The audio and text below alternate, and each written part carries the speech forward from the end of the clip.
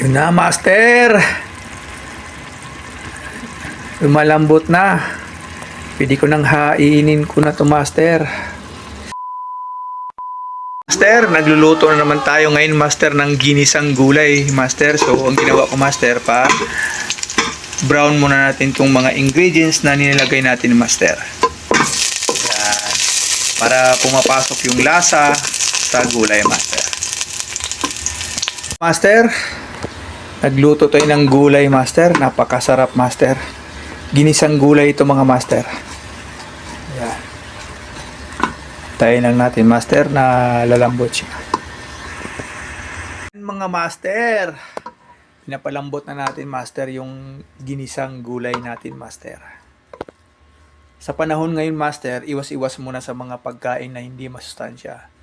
Or lagi, master, kasi hanggat maaari gulay, kasi pagdating kasi ng panahon, baka pag nagkasakit, mas iba pang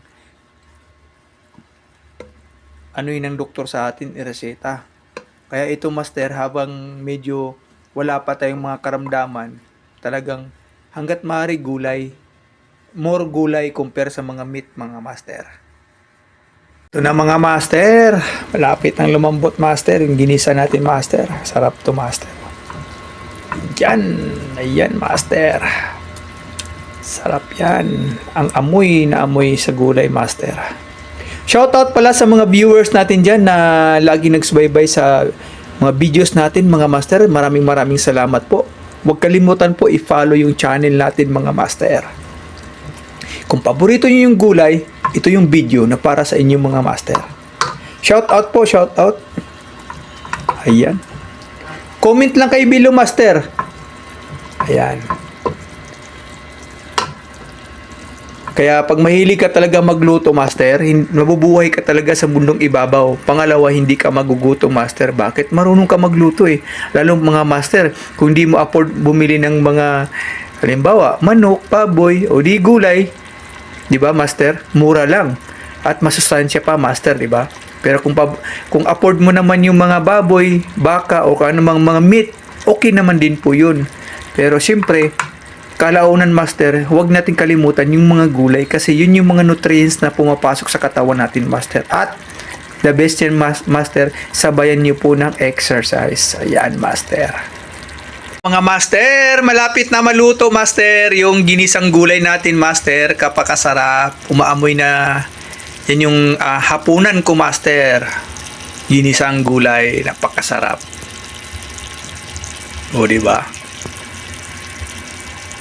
Napakasarap yan, master.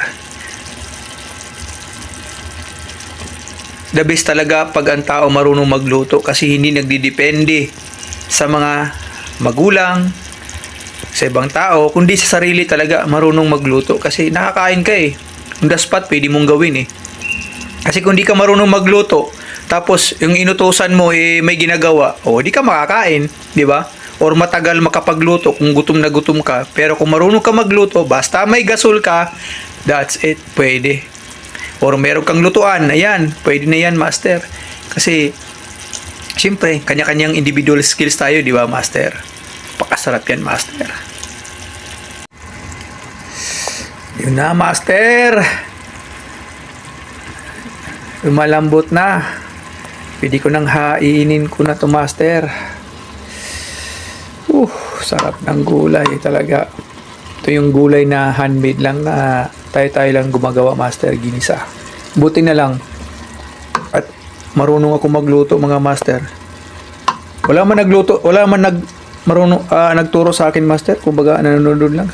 Tinitikman ko lang yung sabaw, pag okay na, tapos pag lumambot, okay na. Ayun. Ibig sabihin, master, pwede na, di ba? Kasi sa timpla lang naman nagbago lahat ang ano eh. Diba? Kahit gaano kasarap ang pagkain, master, o ulam, kung hindi rin magandang timpla, di ba, master? Hindi malambot, di ba? And master, pakasarap yung ginisang master, gulay. So yun na, mga master. Kakain na ako, master. Hainin ko na to, master. Maraming salamat, mga master. See you in my next vlog, mga master. Thank you.